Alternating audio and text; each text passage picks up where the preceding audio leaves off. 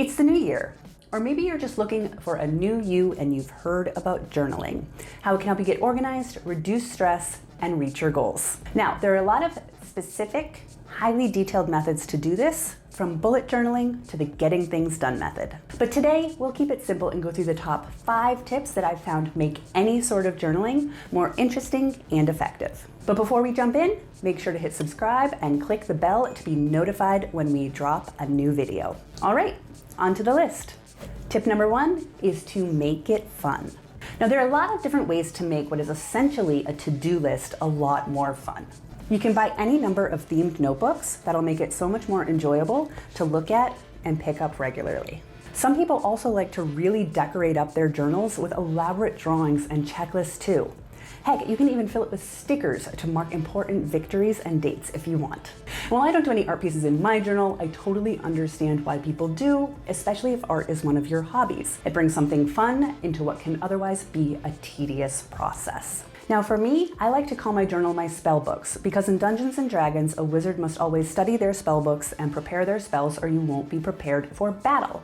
And I really like that analogy, but also it's a fun, unique way for me to connect my pen and paper character with my real life character, and it almost feels like I'm leveling up both just by doing something as simple as managing my to-do list each day. And whatever you do, just remind yourself that we don't have to be serious about it. And if you really want some fun while you start, check out our 2-week journaling adventure in the Nerd Fitness Journey app. It'll really help you focus and build up the habit. The app has a ton of other quests to level up your life too, from workouts catered to your current fitness abilities to exciting nutritional adventures to help you reach your goals. Number 2, your big 3s. Now, after you get your journal, you'll write down all of the things that you need to do, but it can become very easy to get quickly overwhelmed. So for the next tip, from all of the things that you've just listed, pick your top 3 professional and your top 3 personal tasks that you need to do that day, but no more than 3 in each category. Now, of course, if it's not a work day, we can just skip the professional tasks altogether. So if you get all 6 things done, awesome. Feel free to knock out more off of your list, but we're trying to prioritize and focus on just a few to start. With each of these tasks, it should be clear what the very next step is that you have to take, and even better if you can schedule exactly when you plan to do it. Workout is a pretty broad name for a task, but 20-minute walk at 3 p.m. today is much more specific and actionable, and going to help you actually get it done. And if you find yourself always struggling to get your big 3s done each day, see if you can break them down into smaller actions, or even just double the amount of scheduled time that you think a task will take. Things often take much longer than we anticipate or plan, so doubling the time is a good rule to start. So number 3 is to have an Icebox. An Icebox is essentially an area of your journal for things that we want to do, but we can't do them right now. So we're not going to add them to our daily to-do list. And while we think that we'll remember them later, the truth is that our memory is terrible for storing ideas.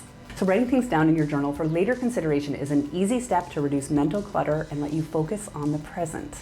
So in your journal, you can dedicate a special section for your Icebox just to keep it separate from your daily to-dos. A lot of people keep it in the back of their journal, so all they have to do is, instead of just opening it from the front, you just open the back and keep your Icebox there. Some people have a special tabbed section. You can use a Post-it note just to keep a bookmark there. Or I have something like this where it has different notebook inserts, so it's in the same notebook, but my to-dos are in the first half and my Icebox are in the second half. You can also jot down when you think would be a good time to revisit the task, whether it's next month or next year. Number 4. Review every single day. A system is only as good as its upkeep, so if you start to journal but then never review your list, it'll quickly become unhelpful. At the end of every day, check to see what you've completed, which of your top tasks weren't completed, and why, and then plan out your next day. Rewrite your list of things to do, then mark your new top 3 personal and professional tasks. By rewriting the list every day, it helps you think about each task on the list, why it might be getting pushed forward, and whether we even want it on the list at all. Now you can also review your Icebox once a week or so just to see if there's anything that needs to be pulled to the front of your journal. However you do it, this review is vital to keeping your journal useful and a bit neater. But number 5, A messy journal is okay. So life is messy, people. It's okay if your journal is too. It's really easy to see pictures of other people's journals, think yours has to look like a medieval illuminated manuscript, and get super discouraged. In fact, this is one of the reasons why it took me so long to build a journaling habit, is because I saw pictures of people's bullet journals and they were beautiful, and I am not a big art person, so mine didn't come out looking quite as nice, and I didn't think that it would be useful. When in reality, all I needed to do was write my to-do list. So remember, the journal is a tool. Your first priority is figuring out a system that works well for you, and looks can come second. So borrow from other systems as you like and discard things that aren't working. But don't be concerned if it looks like a work in progress and gets a bit crazy. So there you go, 5 quick tips to get you started on your journaling habit. Which one did you find most helpful? Or is there some other journaling secret or magic that you absolutely love? Magic with a kid! Let us know in the comments below. And check out these other videos to help you improve other areas of your health and fitness.